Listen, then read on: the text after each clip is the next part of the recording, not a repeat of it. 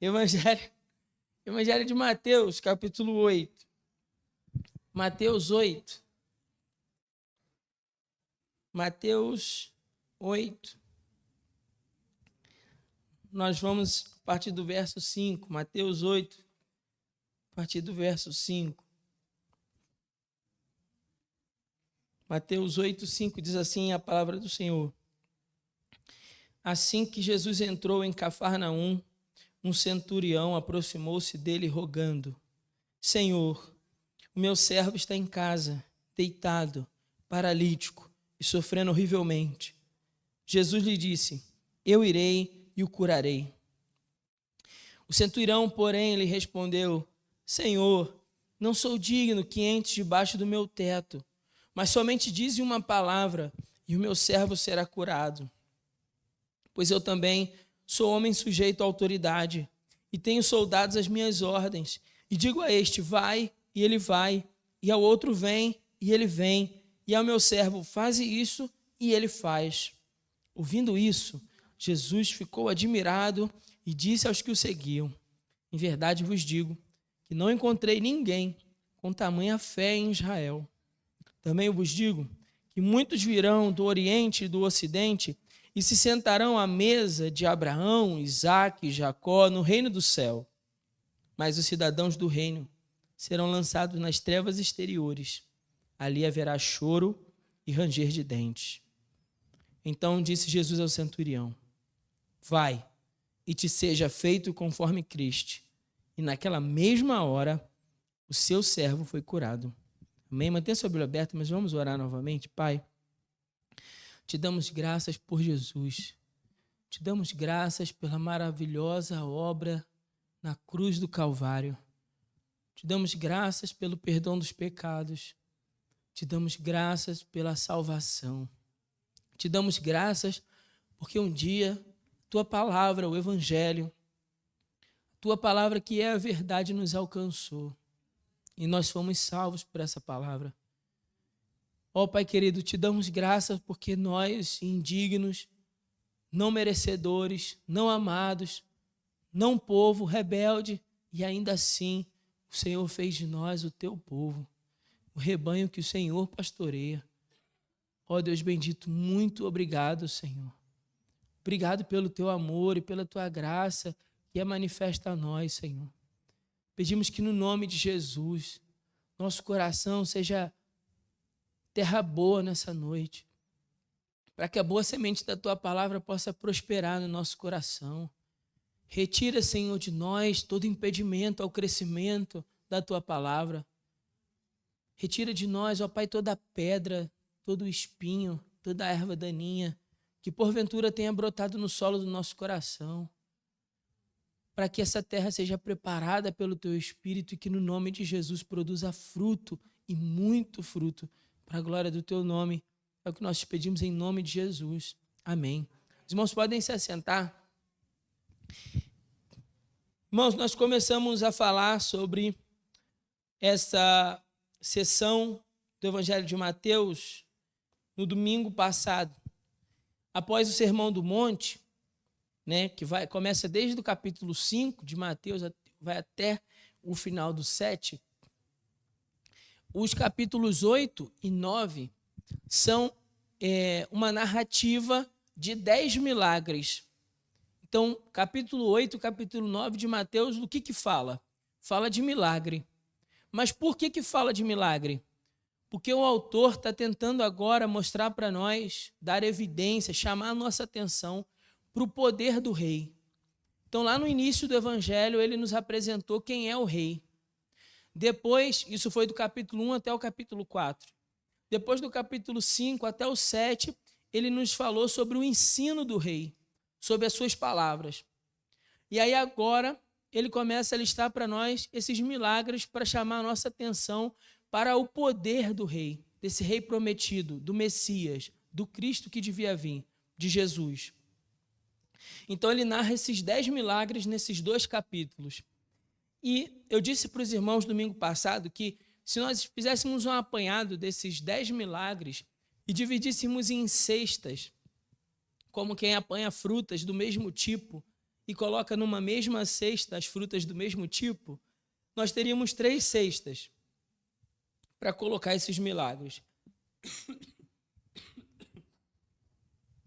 Desculpa os irmãos, mas a minha voz está bem ruim. Então, eu vou precisar da paciência aí dos irmãos, do carinho. Bom, a primeira cesta a gente chamou de graça aos rejeitados. Isso vai do verso 1 do capítulo 8, se você tiver com a sua Bíblia aberta, e vai até o verso 17, onde Jesus oferece graça a um leproso, um exemplo de uma pessoa rejeitada naquela época, um centurião romano, outro rejeitado, e depois a cura da sogra de Pedro, uma mulher, outra também figura do que seria um rejeitado naquele período. Depois, a partir do verso 23, a gente pode colocar uma outra cesta, então, juntar esses milagres, e essa cesta a gente chamou de paz aos atribulados. Vai do 8:23 até o 9:17. E a terceira cesta seria a restauração para os devastados. Isso vai do 9:18 até o verso 38. Então, a gente vai parar em cada um desses milagres ao longo dessas 3 cestas e vai meditar sobre as lições que cada uma delas contém. Cada um desses milagres tem por objetivo não apenas demonstrar o poder de Jesus, mas também a sua compaixão. E como a realização desses milagres era, na verdade, um cumprimento das palavras, das profecias sobre quem era o Cristo. Então, o tempo todo, o autor está mostrando para nós, olha, isso aconteceu assim, para que se cumprisse o que foi dito pelos profetas. Então, ele está mostrando o poder, a compaixão e mostrando que Jesus é aquele que vem para cumprir toda a palavra de Deus. Esse milagre que a gente leu agora sobre o centurião faz parte dessa primeira cesta, que é a graça para os rejeitados.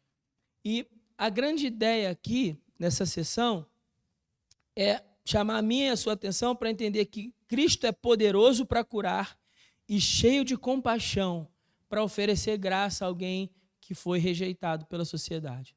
Então, Cristo é poderoso para curar, mas também cheio de compaixão para oferecer graça aos rejeitados. E é disso que a gente vai falar. A primeira demonstração dessa verdade bíblica, ela aparece do verso 1 até o verso 4 aí do capítulo 8. Se tiver com a sua Bíblia aí aberta. Do 1 ao 4, Jesus cura um leproso. E a gente falou disso domingo passado. O leproso era alguém que precisava ficar vivendo longe da sociedade, não podia viver perto das pessoas. Então, se a pessoa fosse diagnosticada com lepra, era como se ela tivesse recebido uma sentença de morte, né? Só que ainda em vida, mas é como se fosse uma sentença de morte. Então, ela não vai mais poder viver perto da família, não vai mais poder participar do culto, do templo, ela vai ter que viver num leprosário e esperar até o dia de morrer. Era assim que acontecia. Mas aí aquele leproso chega diante de Jesus e pede a ele para que fosse curado. E Jesus, cheio de poder, mas também cheio de compaixão, toca no leproso e purifica aquele homem, dando a ele a cura. Então, essa foi a primeira demonstração desse poder e dessa compaixão do rei. A segunda demonstração está na cura do servo desse centurião romano. É esse texto que a gente vai mergulhar mais profundamente hoje. Então, nos versos 5 e 6, a gente tem o pedido do centurião. Diz assim: assim que Jesus entrou em Cafarnaum, um centurião aproximou-se dele rogando: Senhor, o meu servo está em casa, deitado, paralítico e sofrendo horrivelmente. Horrivelmente. Então, primeiro, quem era esse homem? Não fala o nome dele, não diz muita coisa sobre ele, apenas o que diz sobre ele é que ele era um centurião. E o que significa isso? Significa que ele era um oficial romano. Um oficial romano que estava no comando, né, na liderança de 100 homens abaixo dele. Então, é isso que quer dizer a palavra centurião, vem de centum, que significa 100.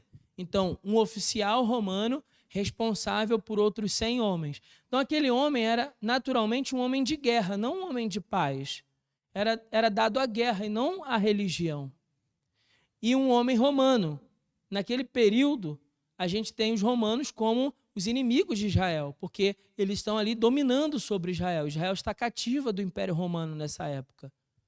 Mas, de alguma forma, esse homem esse oficial romano, esse homem de guerra, ele vai até Jesus e pede algo a Jesus, o que também é improvável. Por quê? Primeiro, quando a gente está lendo esse texto, a gente precisa pensar numa coisa, para começar a pensar nisso, a meditar. Por que esse oficial, esse homem importante, chefe de 100 homens, se preocuparia com um servo? Com um servo. Por que ele faria isso? Né? Se o servo está doente, ele manda aquele servo embora ou até manda executar aquele servo e tomaria outro para fazer o serviço. Naquele período, isso seria algo comum. Eu sei que talvez assuste a gente, mas naquele período seria algo comum. Mas aquele centurião, ele nos apresenta uma característica um pouco diferente. Ele se compadece do servo na sua casa. Ele tem compaixão por ele. Ele diz, olha, o meu servo está deitado, paralítico, e ele sofre horrivelmente. A segunda pergunta que a gente precisa fazer é, por que pedir a Jesus? Porque ele é um romano. Então, os romanos não tinham nada com a religião dos judeus. E sem falar que Jesus é um rabino, é um mestre naquele período, é visto como um mestre, mas um mestre de ensinos diferentes dos fariseus. Então, ele não é bem visto nem entre os judeus. Mas, ainda assim, aquele homem decide pedir algo a Jesus. E mesmo que o texto não fale muito sobre esse homem, o que a gente pode pensar é que, pelas informações, né, que o texto dá, é que aquele homem tivesse muita compaixão pelo sofrimento daquele servo e que ele tinha um profundo senso de responsabilidade pela vida daqueles que estavam sob a sua liderança. Isso é uma característica importante para a gente pensar no texto, porque talvez isso explique muito do porquê ele vai tomar essa atitude com Jesus, que a gente vai ver à frente. Né? Esse senso de responsabilidade com os que estavam sob a sua liderança. E tanto ir até Jesus e pedir um favor até Jesus, pedir que Jesus curasse, de alguma maneira isso demonstra que aquele centurião reconhece em Jesus uma autoridade divina. Porque senão ele não iria pedir uma cura. Certo? Estamos juntos? Amém? Por que ele vai pedir uma cura para Jesus se ele não, de alguma maneira, não acreditasse que essa cura fosse possível? E a gente vai ver isso. Ele acredita que, de alguma maneira, Jesus está sob a autoridade divina. Talvez ele não saiba explicar como isso acontece, mas ele reconhece isso. Isso a gente pode interpretar a partir do texto. Aí, no verso 7, está a decisão de Jesus. E a decisão de Jesus também é estranha. Também é estranha, porque ele fala assim, eu irei e o curarei. E por que eu estou dizendo que a decisão de Jesus é estranha? Porque quais motivos Jesus teria para atender o pedido de um inimigo? De alguém que está afligindo o seu povo? De alguém que está dominando sobre Israel? Por que Jesus atenderia o pedido de um oficial romano? Né? Jesus tinha todos os motivos para não atender esse pedido. Afinal de contas, o homem é inimigo de Israel. Ele representa, né, um governo que está maltratando o seu povo. Além disso, Jesus sempre deixou claro que a prioridade no reino eram o quê? Eram os filhos do reino. Mas na Bíblia a gente vê nos evangelhos alguns momentos onde Jesus ele deixa os filhos do reino para atender os de fora. Porque ele vê alguma coisa nessa pessoa de fora. Ele percebe algo no coração. E aí Jesus deixa os filhos do reino e vai atender a essas pessoas. Isso acontece algumas vezes, e essa vez é uma delas. Esse é um momento onde isso acontece. Aquele homem era um gentil, um homem de guerra, contrário ali a Jesus, um judeu, um homem de paz, um inimigo de Israel, como eu já disse.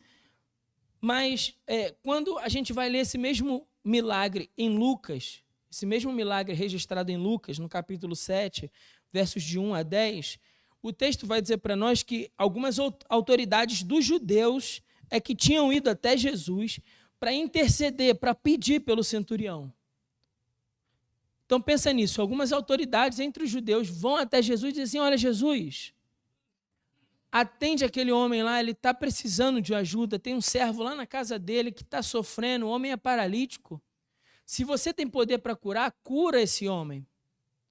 E aí o texto diz mais para nós. O texto de Lucas vai dizer que eles argumentam com Jesus, dizendo que o centurião, o oficial romano, é alguém digno de que Jesus atenda ao pedido. Por quê? Porque aquele homem ama a nação de Israel, eles vão falar isso para Jesus, e ele não só ama a nação de Israel, como, de alguma maneira, ele começa a acreditar no Deus de Israel, a ponto dele pegar recurso próprio, dinheiro próprio, e pagar a construção da sinagoga em Cafarnaum. Então, esse é o oficial romano. Um homem que ama a nação de Israel, tem uma certa simpatia, pelo menos é o que demonstra, pelo Deus de Israel, e pega dos próprios recursos e vai lá e constrói aquele templo, aquela sinagoga para os judeus. E aí você vai pensar, bom, então isso aí que foi o que convenceu Jesus. Será que é isso? Não, a gente pode afirmar que não. Por quê? Porque Mateus nem sequer se deu o trabalho de falar sobre isso. Mateus nem pestanejou para falar sobre esse argumento. Então não foi uma espécie de troca, como se eles fossem até Jesus e dissessem assim, Jesus, ó, o homem é muito bom, então ajuda ele aí, poxa, ele já ajudou tanto a gente, troca, cura também lá. Mateus nem se dá o trabalho de comentar isso. E por quê? Porque para Mateus isso não fazia diferença para o que Mateus queria trazer para nós. E é isso que a gente precisa ficar. A gente precisa ficar com o texto de Mateus. Porque se ele escreveu assim, ele tem um objetivo. O fato é que nenhuma dessas coisas poderia ter convencido Jesus a ajudar aquele homem. E por isso, a única coisa que a gente pode presumir dessa decisão de Jesus no verso 7 é que o Senhor Jesus tinha sondado o coração daquele homem. E porque Jesus sondou o coração dele, decidiu agir. Jesus não foi convencido pela palavra das altas autoridades, é isso que eu quero dizer. E nem também foi convencido pelas boas atitudes, pelas boas ações que aquele centurião tivesse tomado. Não foi isso que convenceu Jesus. O que fez Jesus agir foi sondar o coração daquele homem. E aí, então, Jesus, em resposta ao coração dele, decide agir. Como o salmista certa vez escreveu no Salmo 51, verso 17. Um coração quebrantado e contrito, o Senhor não desprezará. Um coração quebrantado e contrito, o Senhor não desprezará. Outro grande pregador, Charles Spurgeon, escreveu assim, não é o mérito, mas a miséria que deve ser a nossa alegação diante do Salvador. Vou repetir. Não é o mérito, mas a miséria que deve ser a nossa alegação diante do Senhor. O que isso significa? Isso significa que quando eu vou buscar a Deus, para que Deus responda a minha oração, para que Deus abençoe algo que é motivo do meu pedido, essa oração não deve ser baseada no mérito. Como quem dissesse assim, ó Deus, olha para mim, afinal de contas, do meu próprio bolso eu paguei a construção da sinagoga lá em Cafarnaum. Não é essa a alegação que deve ser feita diante de Deus, mas a miséria. E é o que a gente vai ver nesse texto aqui. A miséria deve ser a nossa alegação diante do Salvador. Eu creio que Cristo atendeu porque viu naquele centurião um homem disposto não a negociar méritos ou boas ações diante de Deus, mas sim um homem disposto a realmente reconhecer a sua própria miséria, a sua indignidade diante do Salvador. E então, por isso, Jesus disse, eu vou curar. Não porque aquele homem tivesse chegado ostentando seus títulos. Não porque aquele homem tivesse chegado diante de Jesus dizendo, bem, eu sou oficial romano, tenho 100 homens à minha disposição. Se você não me atender, eu mando um deles te matar agora. Não. Nem apelando para suas boas ações. Dizendo assim, bom, eu já fiz tanto pela sua nação, será que agora você não poderia curar um servo meu lá em casa? Não. Eu creio que Jesus atendeu porque viu naquele homem um coração não disposto a negociar suas boas ações ou seus méritos, mas um homem disposto a reconhecer a sua indignidade diante do Salvador.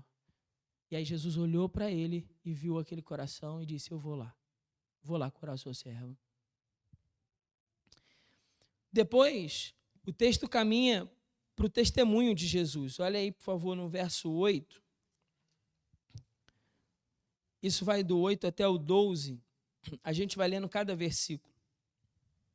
Diz assim, ó, o centurião, porém, lhe respondeu. Olha a resposta dele. Não sou digno de que entre debaixo do meu teto. mas somente dize uma palavra e o meu servo será curado. Olha que palavra maravilhosa, irmãos. Esse verso 8 é a chave para a gente entender essa seção do texto. É a chave está aqui. Então, se você não estava prestando muita atenção, agora se concentra aí, porque aqui tem uma joia preciosa. Porque as palavras desse centurião registram duas verdades fundamentais no Evangelho. Duas verdades fundamentais no Evangelho. A primeira, nós não somos dignos da presença do Senhor. Nenhum homem, nenhuma mulher é digna de estar na presença do Senhor. Todos nós somos indignos. Por melhores que sejam as nossas boas ações, por mais numerosos que sejam o que nós chamamos de mérito, ainda assim nós estamos indignos de estar diante de um Deus que é santo, santo, santo. Nenhum de nós. Nenhum de nós poderia dizer que tem o direito de estar na presença de Deus.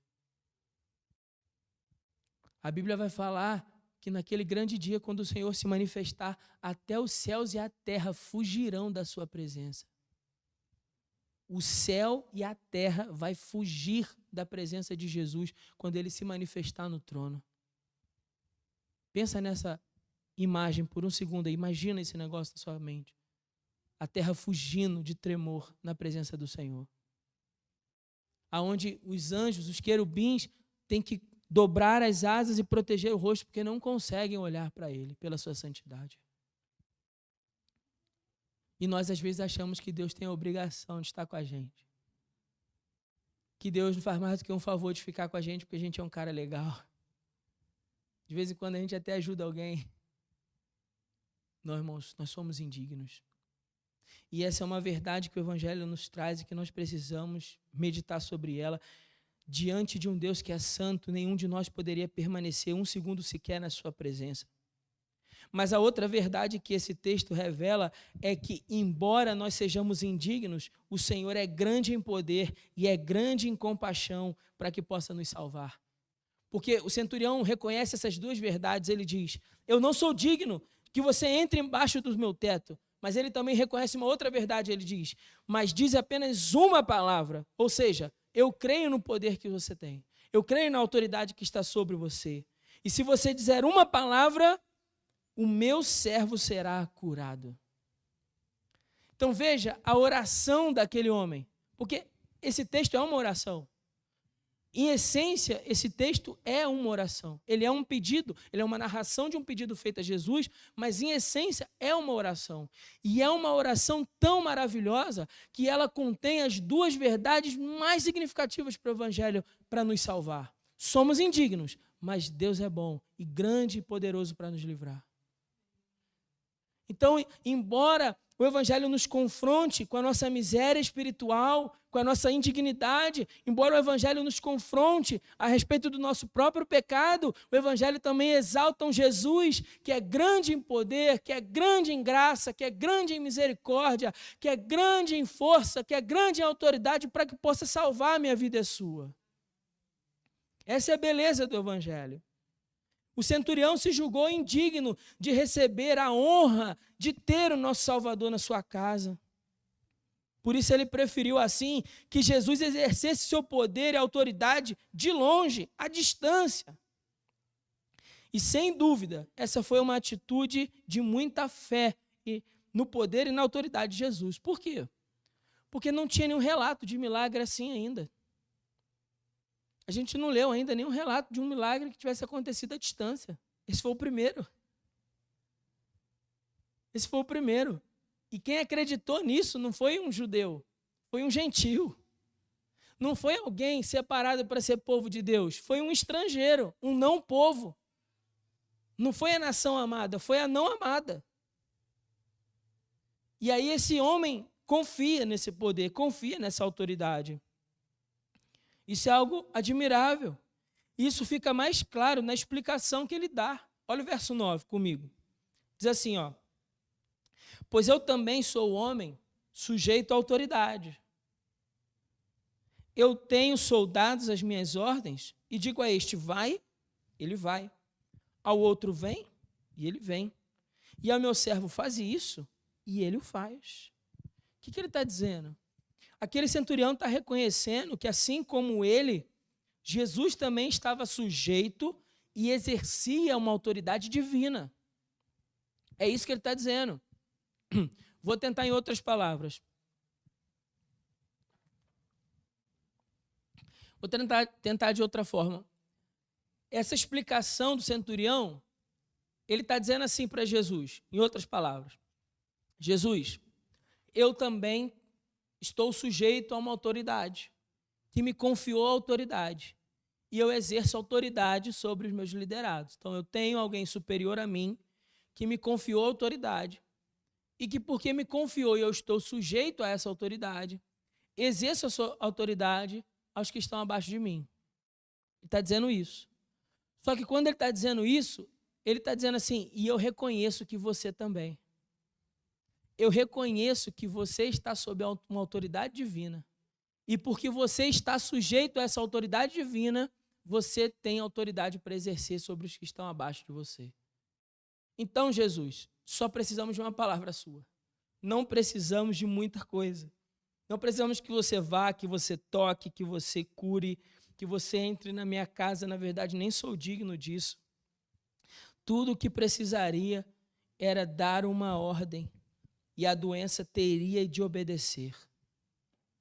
Se Jesus desse uma ordem, assim como ele dava uma ordem ao soldado, e o soldado obedecia à ordem do seu superior, se Jesus desse uma ordem à doença tinha de obedecer a ele. É isso que ele está dizendo. Olha como isso é maravilhoso.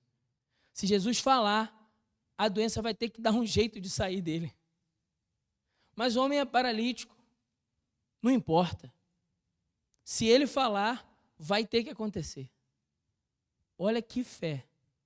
Tamanha a fé daquele homem.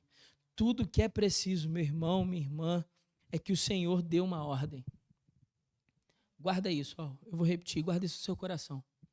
Tudo que é preciso é que o nosso Salvador declare uma palavra. Uma palavra sobre a nossa casa, uma palavra sobre os nossos filhos, uma palavra sobre a nossa família, uma palavra sobre minha esposa, uma palavra sobre o seu marido, uma palavra na nossa vida, na nossa história, e toda a nossa história muda. Uma palavra. Eu e você só precisamos de uma palavra. Não precisamos de muito, não. Mas precisamos ter fé nessa palavra. Precisamos confiar nessa palavra. Precisamos nos apegar a essa palavra. Foi isso que aquele homem fez. Ele se apegou à palavra de Jesus. Ele teve fé na palavra de Jesus. Veja só o verso 10, o que diz. Ouvindo isso, Jesus ficou admirado e disse aos que o seguiam: em verdade vos digo que não encontrei ninguém com tamanha fé em Israel. Não encontrei. Jesus veio para a nação escolhida, para o povo de Israel. Mas agora ele está dizendo, olha, não encontrei. Entre aqueles para quem eu vim, não encontrei ninguém com a fé desse homem. Nem mesmo em Israel. O que isso significa? Ele dizer, nem mesmo em Israel encontrei alguém com tamanha fé. Isso quer dizer que nem mesmo entre aqueles que conheciam a palavra de Deus, entre aqueles que tinham consciência do poder da palavra de Deus, entre a nação que adorava e glorificava e seguia e servia o Deus verdadeiro, Yahvé. E aquela nação que conhecia o Deus verdadeiro, que conhecia como esse Deus com mão poderosa os livrou do Egito e da escravidão, e que declarou uma palavra e derrubou todo o faraó e seus cavaleiros no mar. Essa nação que conhecia o poder de uma palavra de Deus para descer fogo do céu, para sair água da rocha, para descer pão do céu. Essa nação que conhecia o poder das palavras de Deus, não estavam apegados a essa palavra, enquanto um estrangeiro, alguém que não conhecia direito a Deus, mas de alguma maneira se agarrou a essa palavra e teve fé nela. Então está dizendo, olha, nem entre esse povo que aguarda a palavra da promessa do Messias, que tantas vezes foi anunciado pela boca de tantos profetas, essa palavra se repetiu. O Messias virá, o Messias virá, o Salvador virá, o Salvador virá. Agora o Salvador havia vindo, estava diante deles, mas eles não criam, não tinham fé. E Jesus fala assim, olha, eu vim para Israel, não encontrei em Israel fé. Não encontrei em Israel fé na palavra. Mas encontrei fé nesse homem. Não vi ninguém aqui com uma fé desse homem. Olha que coisa extraordinária, irmãos. Eu estava lendo esse texto em casa e fiquei pensando, como seria bom que o Senhor também encontrasse fé assim em nós. Não seria? Que Deus também encontrasse fé no meu coração, no teu coração, como Jesus encontrou no coração daquele homem naquele dia. Ou Jesus encontraria você sem fé? Sabe, tem uma oração para isso. Senhor, ajuda-me na minha pouca fé. Porque quando eu estava escrevendo esse sermão, eu fiquei lembrando de uma conversa que eu tive essa semana com um amigo meu, pastor, e a gente estava batendo um papo e trocando experiências ali, confidências. Ele falou assim, Felipe, às vezes eu tenho muita dificuldade de acreditar na conversão da minha mãe.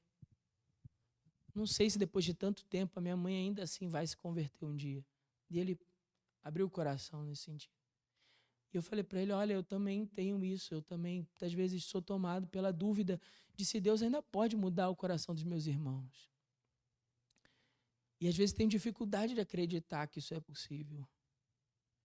E aí eu olho para essa palavra, e olho para a fé daquele homem, e fico pensando, Deus, me ajuda na minha pouca fé, para que eu continue acreditando na conversão dos meus irmãos, para que eu continue acreditando na palavra do Senhor, que diz que todas as coisas são possíveis. E eu não sei, de repente você aqui hoje também crê em coisas, ou pensa coisas, falando do coração mesmo, que de repente para você é impossível. Não sei se você tem isso em mente. Algo que você, assim, talvez até já tenha desacreditado de orar. Porque já se passou tanto tempo, né? E não aconteceu nada. E a gente começa a desacreditar, não é assim? A gente começa a pensar, poxa, será que Deus realmente faria algo assim? Ou será que Deus até teria poder, mas talvez Deus não queira fazer isso? E aí, com o passar do tempo, a nossa fé de que aquilo seja possível, ela vai se desgastando e vai se enfraquecendo. Eu não sei se você tem algo assim. Mas eu queria te encorajar hoje, diante dessa palavra, a que eu e você fizéssemos como aquele centurião. E fôssemos diante de Jesus e disséssemos, Senhor, eu não sou digno de que o Senhor entre na minha casa. Eu não sou digno, Senhor. Mas eu sei que se o Senhor liberar uma palavra, então a vida deles será transformada, a vida deles nunca mais será a mesma. Eu não sou digno de que o Senhor entre na minha casa, mas basta que o Senhor declare uma palavra. E quem dera, e a minha oração é que, ao dizermos isso para Deus, Ele sondasse o meu coração e o teu coração, como sondou o daquele centurião, e nos encontrasse quebrantados e com fé na palavra do Senhor. Verso 11, Jesus faz uma advertência aos judeus. Ele diz assim, também vos digo que muitos virão do Oriente e do Ocidente e se sentarão à mesa de Abraão, de Isaque e Jacó no reino do céu. Veja essa expressão. Muitos virão. Da onde? Do Oriente e do Ocidente.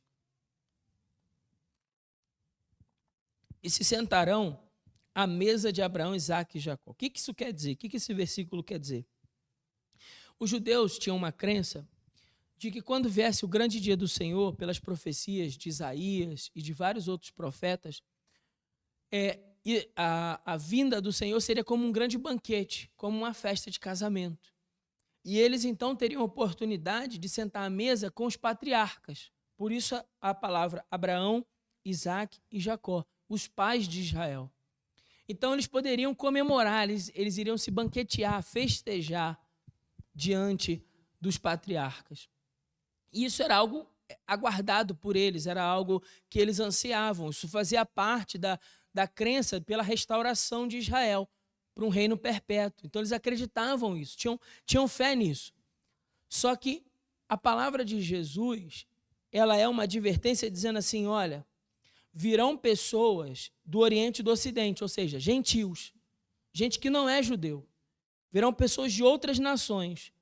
E essas pessoas de outras nações se assentarão à mesa de Abraão, Isaque e Jacó no reino dos céus.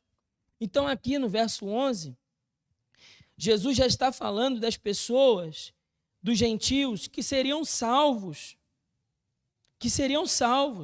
Aqueles que não eram povo de Deus, mas que Deus os faria seu povo. E que Deus faria isso porque os chamaria pela obra da pregação. Então aqui Jesus já está sinalizando para aqueles que estão ouvindo que a mensagem dele não é só para a nação de Israel, mas é para todas as nações. E glória a Deus por isso, irmão, porque eu não sei se você percebeu, quando a gente leu muitos virão, isso também se refere a mim e a você, ou não? Todos aqueles que foram chamados por todos os cantos do mundo pela obra da pregação são agora povo de Deus. Então Deus está chamando o seu povo, e aqui ele já havia anunciado isso, que Deus faria de alguém que não era seu povo, seus filhos, por todos os povos, línguas e nações, onde se anunciasse o evangelho, Deus iria chamar um povo para si, um povo que seria comprado pelo precioso sangue do Cordeiro. E que maravilha, irmão, saber que nós também fazemos parte desse povo que foi comprado e lavado pelo precioso sangue do Cordeiro. Que maravilha saber que nós, quando lemos essa palavra, entendemos que ela também fala a nosso respeito. Agora, uma observação aqui, um parêntese. Eu estava brincando com Vanessa essa semana. Eu louvo a Deus por essa palavra e quero muito poder estar ali, nesse banquete. Mas tenho muita dificuldade de imaginar que a gente tem esse privilégio de sentar com Abraão, Isaque e Jacó. É que a gente sente na mesa dos adultos. Eu acho que a gente estaria sentado na mesa das crianças. Homens de tanta fé, homens que obedeceram ao chamado do Senhor, para realmente se entregar suas vidas na mão dele. Queira Deus que a gente também possa ter esse privilégio de se banquetear com os grandes homens de Deus da história, tanto da Bíblia quanto da história da igreja, né? Imagina a gente trocando uma ideia ali, sentado à mesa, conversando com Estevão, a coragem daquele homem, conversando com o apóstolo Paulo, conversando com Barnabé. Momento glorioso será esse, no nome de Jesus. Verso 12, ele continua essa advertência dizendo, mas os cidadãos do reino, ou seja, aqueles para quem o rei veio, serão lançados nas trevas e ali haverá choro e ranger de dentes. E aqui Jesus faz a advertência para o povo de Israel sobre o perigo deles caírem em condenação. É isso que Jesus está falando. E a lição aqui, irmãos, é muito simples. Se eles quiserem participar do banquete, como foi prometido pelos profetas, eles também terão de ter fé como a daquele centurião. Vou repetir. O que o verso 12 quer dizer é que se eles quiserem participar desse grande banquete, terão de ter fé como aquele centurião. Do contrário, eles também vão perecer. Eles também serão condenados. E Jesus repetiu isso em várias passagens, em Mateus 13, 42, 50, capítulo 24, verso 51, Mateus 25, verso 30, em diversas outras passagens, Jesus falou do perigo de que o povo para o qual ele veio endurecesse o coração e então não fosse salvo. Ele repetiu isso, mas eu quero ler apenas um texto que também fala desse assunto para os irmãos, que é quando Jesus declarou isso em alta voz sobre a fé no Filho. A fé no Filho de Deus. Escute, João capítulo 3, verso 35 e 36 diz assim, o Pai ama o Filho e entregou todas as coisas nas suas mãos. Quem crê no Filho tem a vida eterna. Quem, porém, mantém-se em desobediência ao Filho, não verá a vida, mas sobre ele permanece a ira de Deus. Vou repetir. Quem crê no Filho tem a vida eterna. Quem, porém, mantém-se em desobediência ao Filho, não verá a vida, mas sobre ele permanece a ira de Deus. Várias vezes Jesus alertou sobre o perigo de nós não nos entregarmos a ele. E isso é um perigo.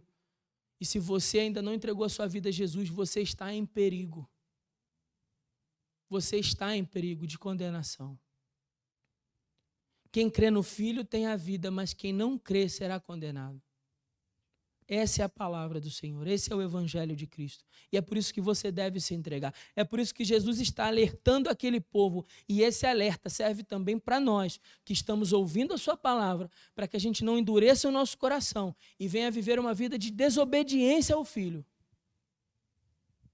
Precisamos nos sujeitar ao Filho, é isso que ele está dizendo.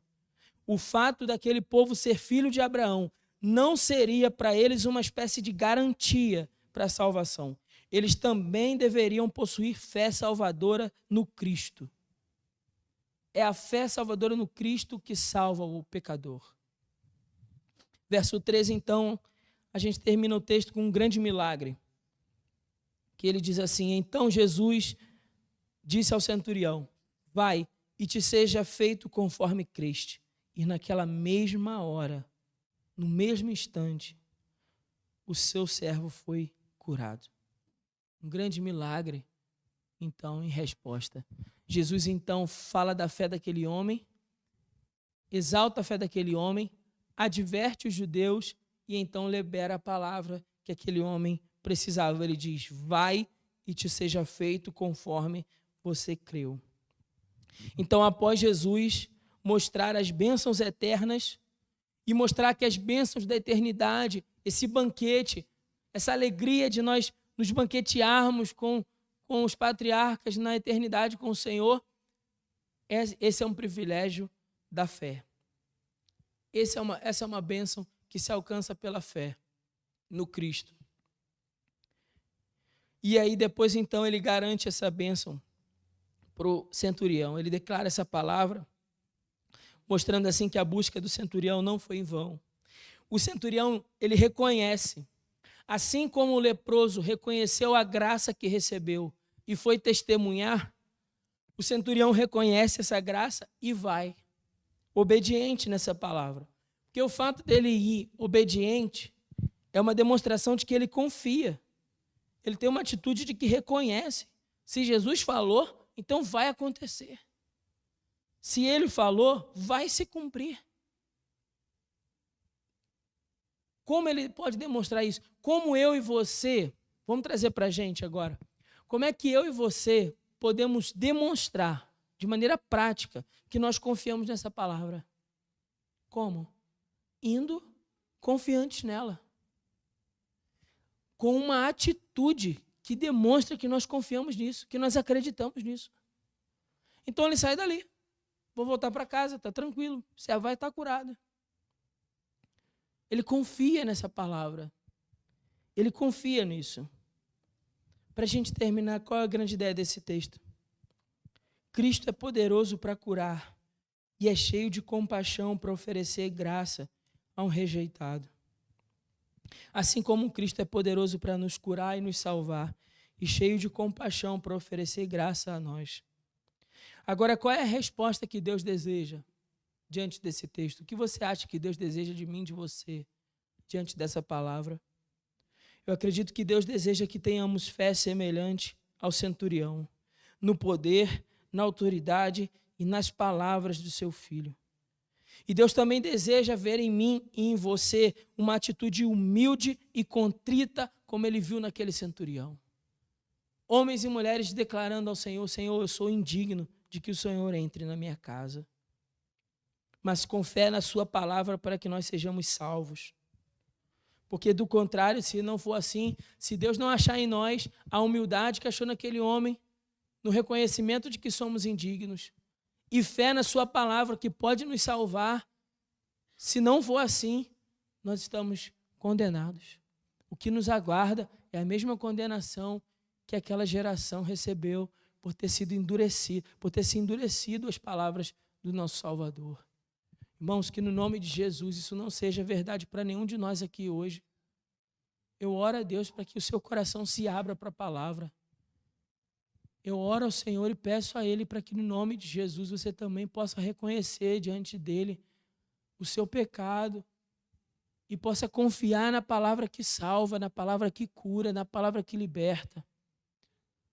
Outra coisa pela qual eu oro nessa noite é para que aquela que seja a tua causa impossível, o Senhor possa liberar uma palavra para aquilo que você não acredita que é possível, que você já até deixou de acreditar, talvez já até deixou de orar por aquilo, por achar que aquilo não vai acontecer, para que Deus volte a despertar isso no teu coração, para que Deus te ajude e me ajude, como eu disse aqui, na minha pouca fé, para continuar acreditando de que basta uma palavra do Senhor, basta uma palavra dEle para mudar totalmente a vida daqueles que amamos, para mudar a história deles, no nome de Jesus. Amém?